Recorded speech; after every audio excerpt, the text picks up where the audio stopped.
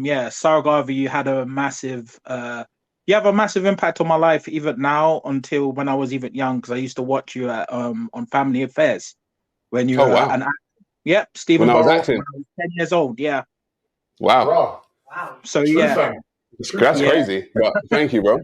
So and I've also seen you at Speaker's Corner as well, but I don't go there anymore. Hmm. But anyway, getting on topic. What is the question really? Like, is there a racism problem? That's what I Yeah. gather. Yeah. Yeah. Is there a racism problem If I would globally? say in the world, yes, Hmm. 100%. I feel there's still a racism problem. Um, in this country, I don't think there is, but there is still problems to do with racism here. But globally, I still think there is a problem, Right. right? Um, Why do you think that is? Why do you think there is a racism problem? Where does it stem from? I think it stems from first ignorance, certain Hmm. stereotypes that's perpetuated by us, well, from us or by us, from the media, and basically, how history, um, the history of how Black people were basically treated in history, with the colonization and so on and so forth, right? I think there's a racism problem. Mm. I only could really think, in my opinion, there's only a few handful of countries where I could say, hey, look, like for example, I had a friend of mine who wanted to go traveling, right? And I basically explained to him, look, there's certain countries that I don't feel comfortable going to, but as he's a white friend of mine, he feels completely comfortable. But I need to explain to him, look, I'm a black guy, right? And there's certain places I can't go because of how certain countries treat people of my skin color, right?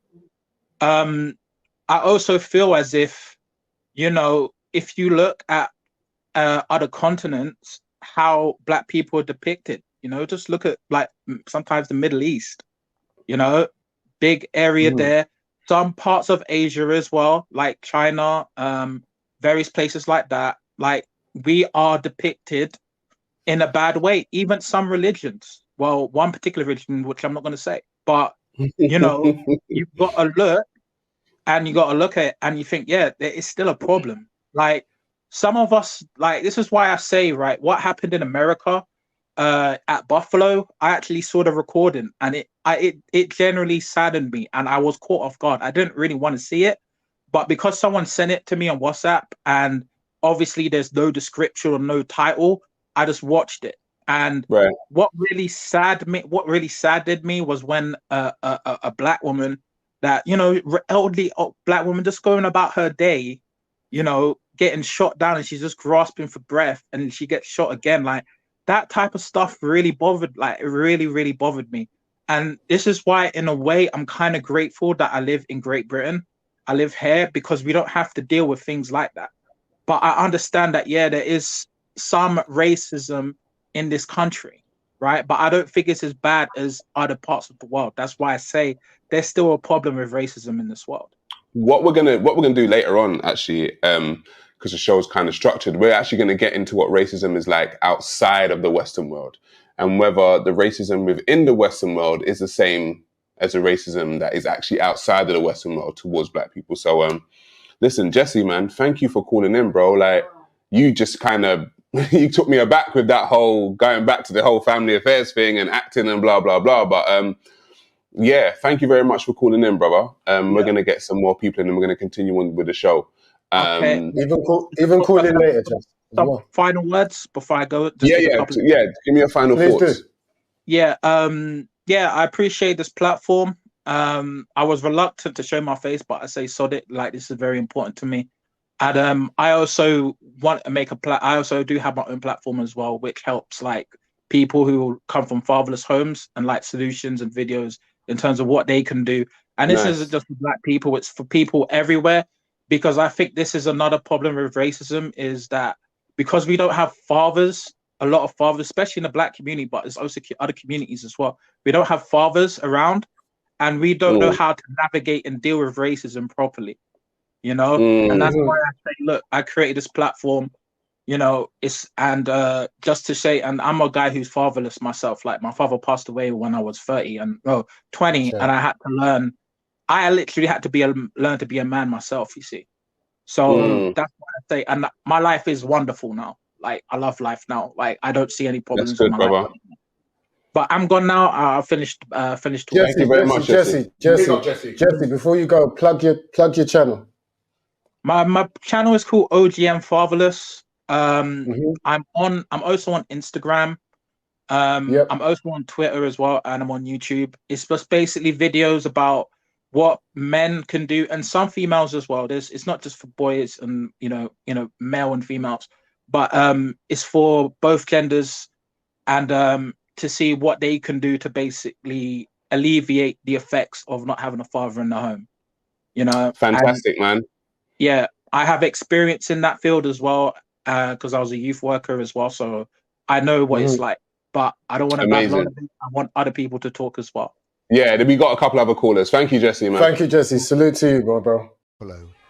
This is where justice lives, and this is where racism ends. I picked the wrong city.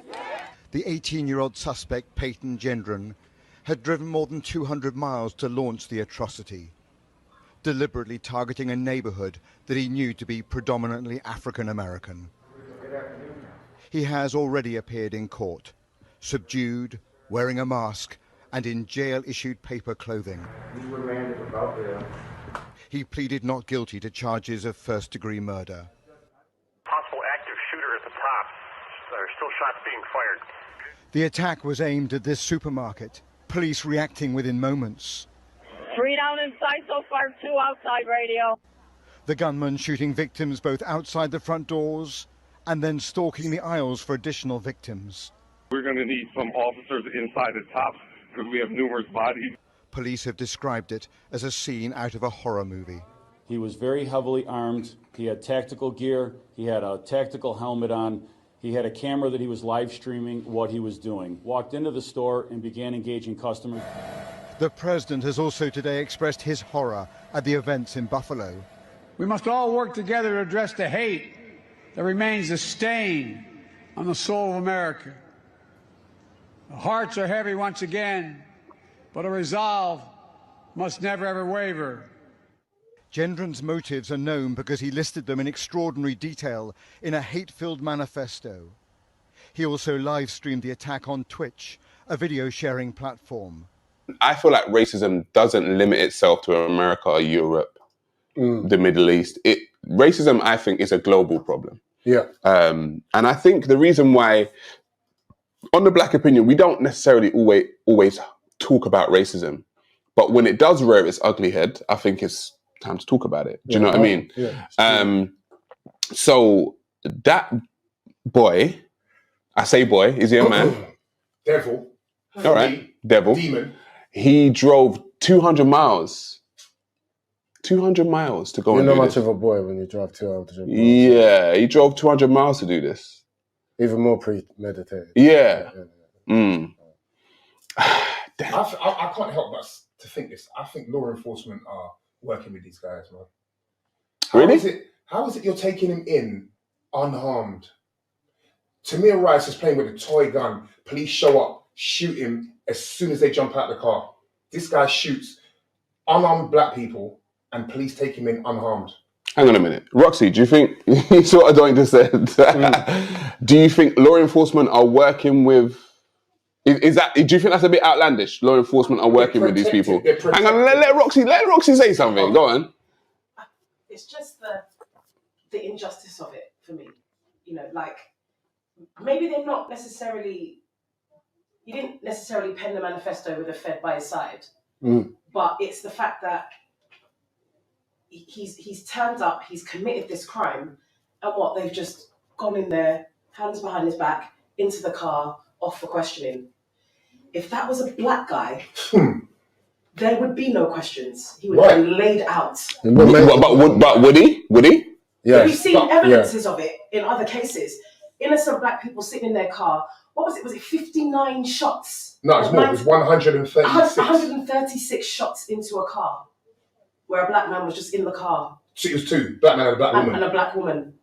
What story? What happened? It's on Netflix. So you think, that honestly, you think that law enforcement, are, let's say, biased towards shooting black people than they are white people. Yes, because you got to look at the evidence.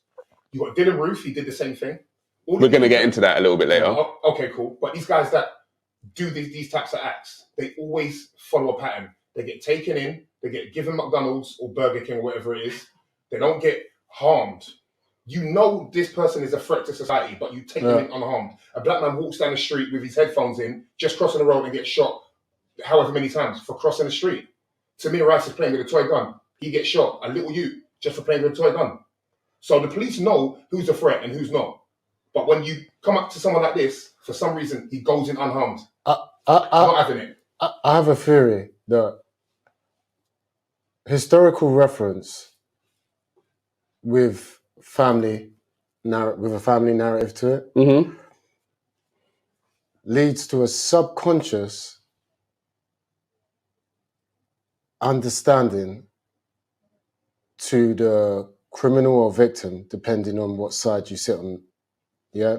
And what I mean by that is, I'm not going to say a doink is wrong, but what I'm going to say is that sometimes you walk in there and you go, those police officers walk in there and go, my son might have made a stupid mistake like this. And that's all he sees it as. Right. My son could have made a stupid mistake like this. Let me check out everything first, see what he's about, because he looks like my little nephew, Danny. Absolutely. He looks like Tommy. Yeah, he looks like my brother's son.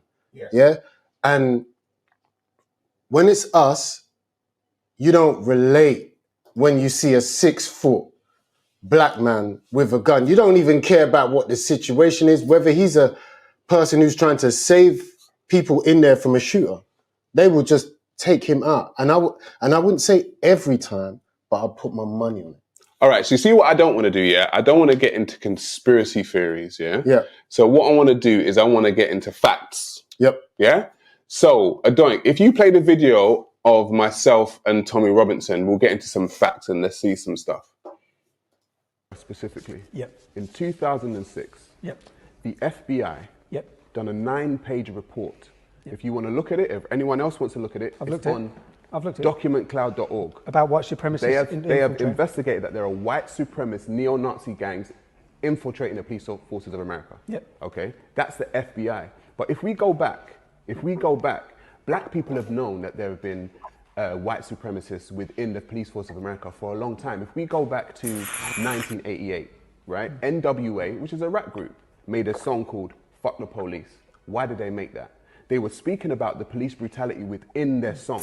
If we go to 1991, we find the LAPD and the CCTV, the video footage that surfaced of them beating Rodney King to within an inch of his life. Okay, if we go to 1992, Ice-T made a song called Cop Killer. Okay, black people for a long time in America have known that there have been racist elements within the police force. So, the FBI have already got a 9-page report on the fact that, this is going back to 2009, going back to that and saying that there are racist elements, white neo-Nazi gangs infiltrating the police forces of America. That's the FBI investigating.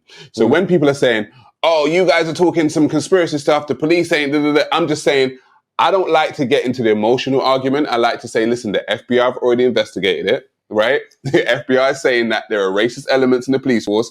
This is what we know. Now, do we know the percentage of police force that have been infiltrated by neo-Nazi gangs? No, we don't. But we do know that they have investigated it. Yeah. That's all I'm saying. But this FBI. The FBI, the FBI. Yeah, no, but I was just... You saw it. Trust that. I'll say this. When you are investigating, you can either say, if it's a conspiracy, if it's like a top-down conspiracy, right? Normally, the top people will investigate the bottom, right?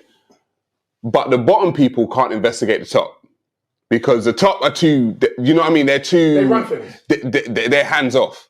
But the top people, are investigating the bottom people.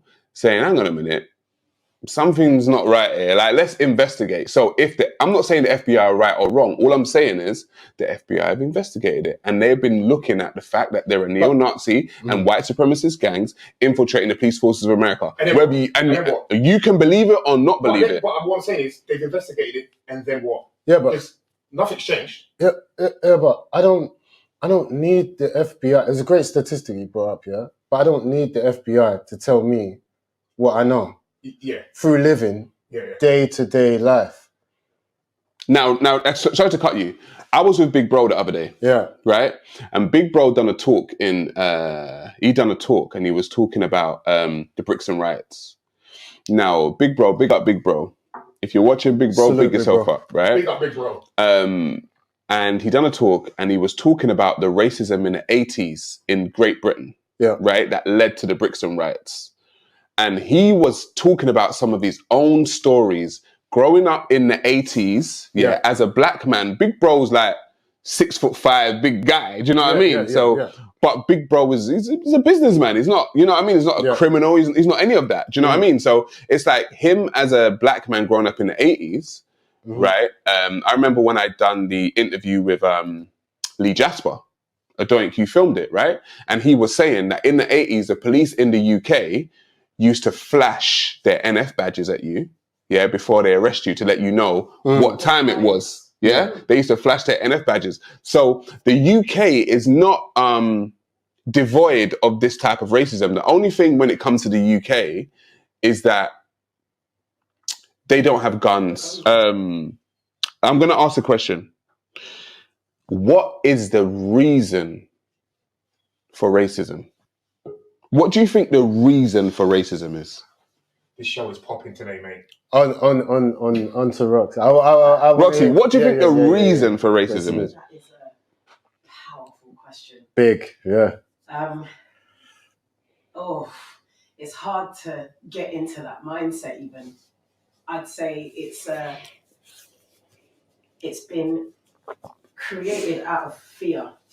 Fear of what? Fear of being different, he said to the word out. Yeah, sorry. Being different, being extinct. Yeah. A fear of often I've seen a couple of videos online, for example, of clear white supremacists having a conversation with a South American or Latino interviewer, and he's saying things like, "If we don't do what we do, who's going to protect us? Because they will eradicate us." Listen, Roxy, just segue me. I always say segue or segue. Segue me into the thing. Listen, I don't. Can we bring up the birth death number one, please? Right? I don't know if you have heard of the birth death, right? So the birth death, it was said, what happens when people in free countries don't have enough babies? Now, this book, was written by Ben Wattenberg, Give me the birth death too. So I'm going to give you a little bit more explanation of what the birth death is, right? So the birth death is a neologism referring to falling fertility rates. In the late 1980s, the term was used in context of American and European society. The use of the term has since been expanded to include many other industrialized nations. It is often cited as a response to overpopulation, but is not incompatible with it. The term was coined by Ben Wattenberg in his 1987 book by the same name. Countries and geographic regions that are currently experiencing falling population include Russia, Europe, Japan, and populations of people of these descendants in other countries, such as the United States. Now, the reason why I spoke about the birth death, the reason why I brought it up, I think when you get to, when you listen to people who are quote unquote white supremacists, one of the main things you hear from their mouth is these people are breeding and they're going to breed us out. And oh my God, they're going to take over, right? So that's why the birth death is relevant, because Francis Cress Welsing says that one of the major reasons for racism is the fear of genetic annihilation. Mm. The fear of genetic annihilation. When you read the manifesto by the shooter in Buffalo, he speaks about it. When you read the manifestos of these white supremacists, you realize this is what is very interesting, right? Sorry, let me just go to population control on that slide, please, Adonik, right? Because this is what I want to talk about, right? Population growth rate in Europe, 1950 to 2022, right? The population of Europe was estimated to have increased by approximately 0.4% in 2020, reaching an overall total of approximately 747 million people.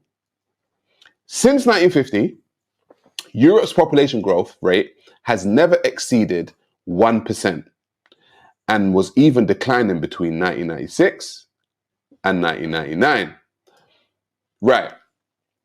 Population growth within Europe, at certain places is at -%. Yeah. People of color in the world don't have a problem procreating. They don't, right? So I think one of the main reasons for quote unquote racism, and that's why I think these killings and stuff, I think it's going to get worse in my personal point of view, because what's going to happen is more and more people that aren't white are going to quote unquote encroach upon white borders. Yeah. Right? Because the population of the earth is growing. And I'm going to tell this to white people who are white people watching. If there's any racists or white supremacists watching, your problem is not people of color. Your problem is the fact that you're not having enough babies. That's the problem. Their problem is they're not having enough children. And so they feel encroached upon by other peoples. And when you feel encroached upon by other peoples, you react. Listen, we're 4 of us in this house. If we felt like there was 1,000 people coming to the door, we're going to react, right? Whether they have a ill intention for us or not, we're going to react. Right.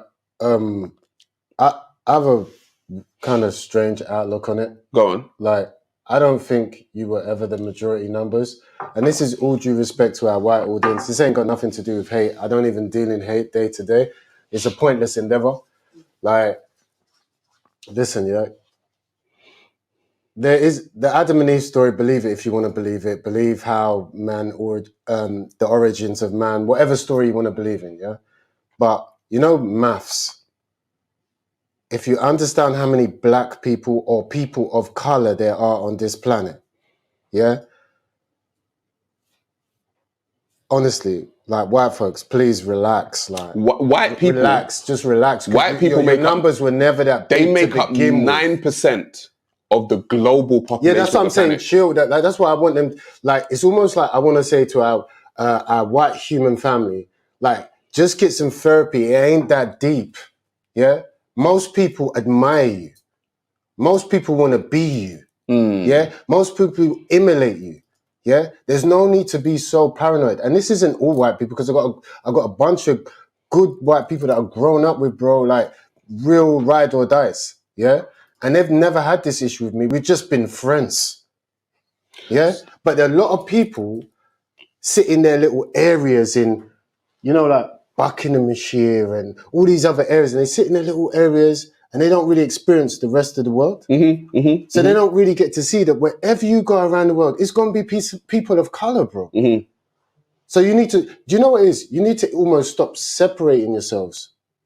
I tell you what it is. That everywhere else is the people of color, and you're like a white person. Because when you say that term, people of color, the only other group there are white people. White people. Yeah. So you're almost putting pressure on yourselves, because that's what I'm trying to tell you. The majority of people in the world didn't believe in Cerberus to begin with, bro. They all had spiritual systems of nature, some type of deities, and they have female deities, male deities. It doesn't matter where you go, bro. And even when you go back to white people themselves, and you start finding out that there's the Valkyries, when it comes to Thor and Odin. You got women that were deified in a certain way as warriors. Yeah. And this is what you lot got paranoid at one period of time. And was just like, oh my God, they're trying to get us, they're trying to exterminate. I'm saying you never had those numbers. Stop panicking. Chill, fam. It's not that deep. Like, no one's trying to get you. There's not been in history. There ain't been Chinese people that have been like, we need to hang them. Let's put on hoods and take out the white people. Take out the white people. No, everyone likes you guys.